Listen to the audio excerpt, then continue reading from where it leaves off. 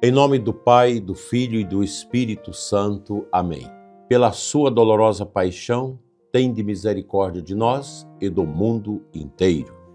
Meu dileto e amado irmão e irmã, que reza comigo através desta emissora de rádio e do nosso canal no YouTube. Não deixe de se inscrever no nosso canal no YouTube, Dom Adair José Guimarães, mesmo vocês que nos acompanham pelo sistema de rádio. Nós temos homilias, missas que são transmitidas ao vivo, oração da noite, que é sempre disponibilizada às 20 horas. Não deixe de participar no nosso canal. Nesta sexta-feira, coloquemo-nos aos pés da cruz do Senhor. Ali encontramos a maior escola de amor que a humanidade já conheceu. A cruz é a nossa mestra, é a nossa escola, é a força. Hoje celebramos São Pio X, Papa profundamente dedicado à renovação da vida cristã e ao amor à Santíssima Eucaristia. Ele permitiu que as nossas crianças pudessem receber a Eucaristia. Como é bonito isso, como é importante. É uma pena que a igreja vai se perdendo hoje. Tem lugares que a pessoa só pode fazer a primeira Eucaristia depois de 12, 13 anos. Eu fiz minha primeira comunhão com 7 anos e 3 meses, preparado pela minha mãezinha, lá na roça. E foi tão bonito aquele dia. Eu fiz sozinho a primeira comunhão, lá na Capela São Sebastião de Alto Horizonte, onde eu cresci, com o nosso saudoso Monsenhor Juarez dos Passos Pereira. Fiz minha confissão, simplesinha, e a minha primeira comunhão. Peçamos que este novo dia nos ensine a amar a Deus não somente com palavras, mas com a própria vida. Santo Afonso Maria de Ligório compreendeu profundamente que a vida cristã nasce de uma descoberta. Antes que nós amássemos a Deus, Deus já nos amava. E para Santo Afonso, o lugar onde essa verdade se torna mais visível é a cruz. Em suas meditações sobre o amor de Cristo, ele nos convida a considerar que Jesus não se contentou simplesmente em declarar seu amor pela humanidade. Quis demonstrá-lo mediante sofrimentos, humilhações e pela entrega da própria vida. Quem contempla seriamente o crucificado começa a compreender quanto é amado por Deus e sente nascer dentro de si o desejo de responder a tão grande amor. A paixão torna-se, assim, uma escola na qual aprendemos não somente quanto Cristo sofreu, mas, sobretudo, quanto Cristo nos amou. Esse ensinamento maravilhoso está nas reflexões sobre a paixão de Jesus Cristo, que Santo Afonso deixou para nós. Essa perspectiva dele muda a nossa maneira de olhar para a cruz. Às vezes vemos apenas sofrimento. Santo Afonso enxerga amor. Vemos os cravos, ele enxerga amor. Vemos a coroa de espinho, ele enxergava o amor. Vemos as feridas, ele enxergava amor. Vemos Cristo abandonado no Calvário. Santo Afonso escutava ali uma declaração de amor de Deus pela humanidade. E talvez seja exatamente isso que o mundo mais necessita, redescobrir que é amado por Deus. Quantas pessoas vivem procurando amor? Procuram aprovação, procuram reconhecimento, procuram alguém que lhe diga você tem valor. E a cruz já nos diz tudo isso. Diante do crucificado, ninguém pode afirmar que sua vida não possui valor ou sentido, porque a cruz é ela que dá o verdadeiro e real sentido à nossa vida. Cristo se entregou por nós. Mas Santo Afonso vai mais além. Depois de descobrir que somos amados, surge uma pergunta inevitável que o santo faz: como responderemos a esse amor? Não basta contemplar, é necessário amar. E amar a Deus não significa simplesmente experimentar um sentimento religioso. Amar é colocar Deus no centro das decisões. Amar é procurar sua vontade. Amar é abandonar aquilo que nos afasta dele. Amar é aprender a perdoar. Amar é servir. Amar é continuar fiel, mesmo quando custa. Por isso a cruz é também uma escola para nossas famílias. Quantas vezes o amor familiar exige sacrifício? Uma mãe que passa a noite cuidando de um filho doente está amando. Um pai que trabalha honestamente para sustentar sua casa está amando. Um filho que cuida dos pais idosos está também amando.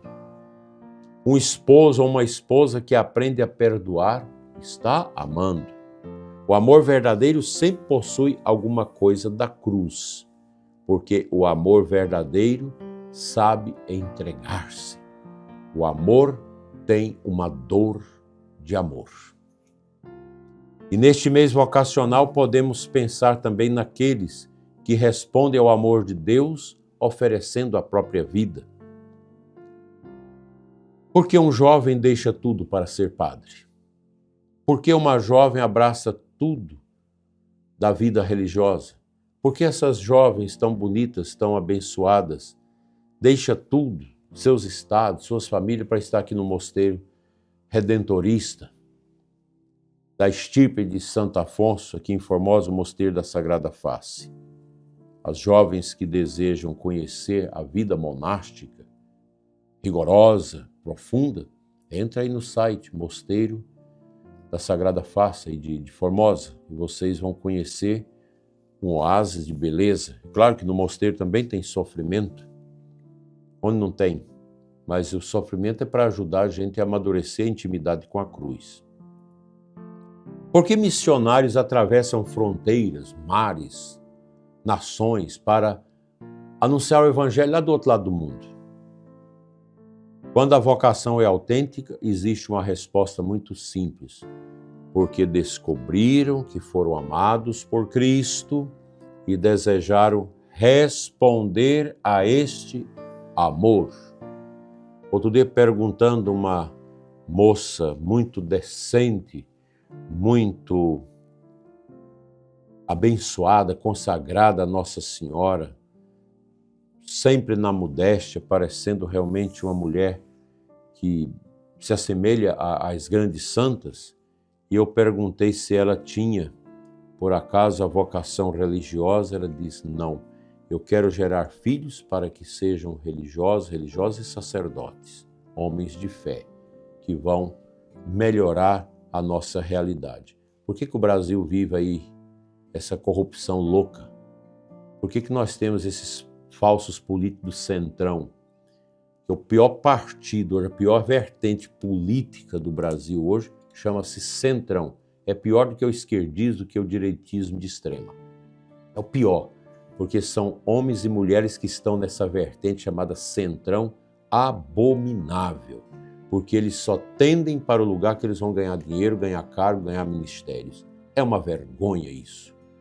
Por isso, essa gente precisa de oração para se converter. Na política também. Vocês católicos que estão na política, vocês têm que dar esse exemplo aqui. Tem que estar por amor, não para buscar dinheiro, para buscar fama. A nossa vocação a todos os serviços e entrega deve nascer desse nosso olhar para Cristo.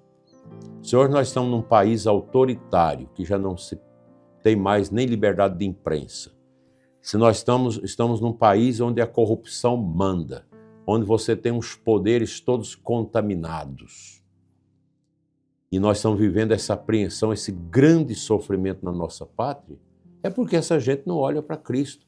Olha aonde? Para os pacotes de dinheiro, olha para a corrupção, para o roubo dos velhos no INSS, roubo nas estatais, misérias e mais misérias. E você ainda vai trabalhar para esse político de centrão, essa gente que só pensa em levar a melhor? Pelo amor de Deus, a gente precisa apoiar os candidatos cristãos católicos de verdade que nós conhecemos.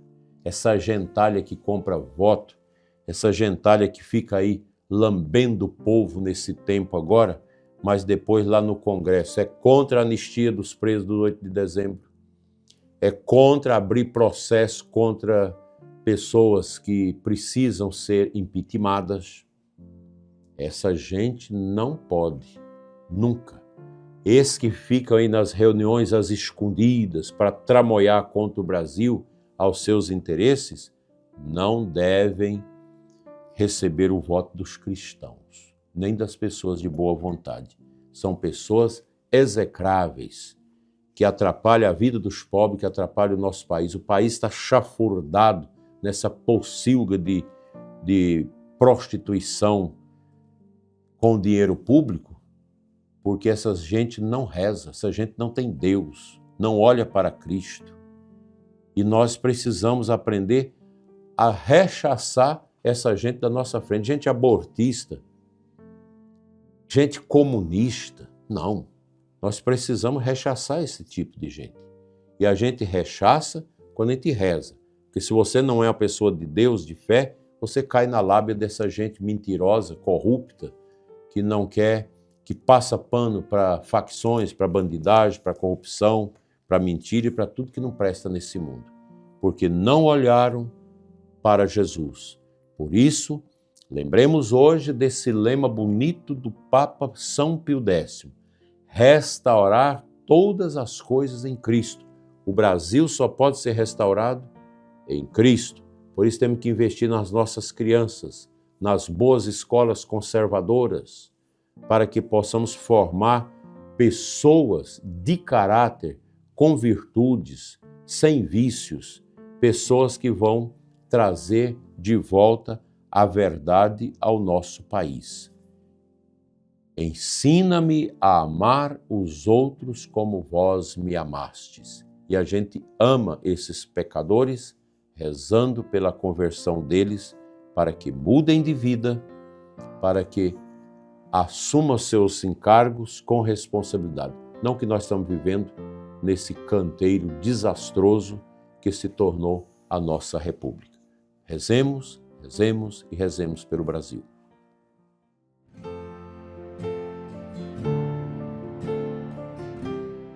O Evangelho de hoje, Mateus 22, 34 a 40. Um doutor da lei pergunta a Jesus: Mestre, qual o maior mandamento da lei?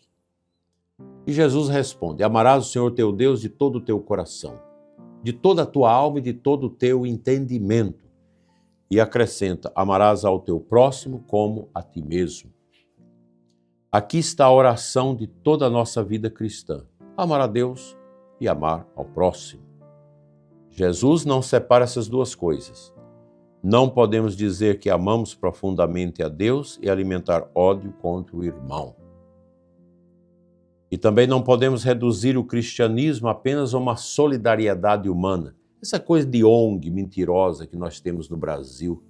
A gente precisa desmascarar essas ONGs corruptas que existem no Brasil, inclusive alimentando-se da pobre estrutura dos nossos indígenas. Essas ONGs ecológicas, que de ecológica não tem nada, que recebe milhões e milhões aí e tudo é desviado, tudo para a malandragem dessa gente. É uma tristeza isso. Como sofre o nosso povo, como o povo do Pará está sofrendo, os nossos colonos, que há anos vêm sendo arrancados das suas terras, estão lá há 50 anos com seu gado, com seus porcos, com suas galinhas, com seus sítios, e tudo está sendo arrancado por causa dessas ONGs e por causa desse sistema nefasto que nós estamos vivendo, que não tem amor aos pobres. Fala dos pobres, mas não ama os pobres. Tudo é uma mentira, é uma bagatela terrível que nós estamos vivendo. A nossa solidariedade a essas centenas e centenas de famílias no estado do Pará, que têm sido arrancadas das suas casa e jogados de qualquer jeito fora de suas propriedades. Que tristeza! Esses políticos que fazem isso vão pagar seriamente diante de Deus.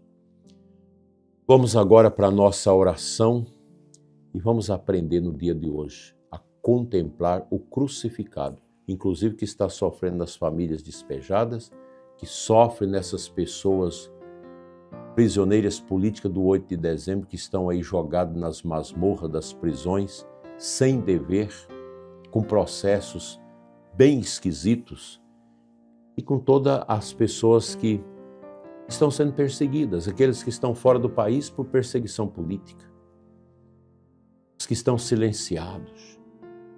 Nós não vivemos mais uma plena democracia. Nós estamos fazendo de conta que somos, mas precisamos muito da graça de Deus nesses tempos oblíquos. Assim seja. Amém.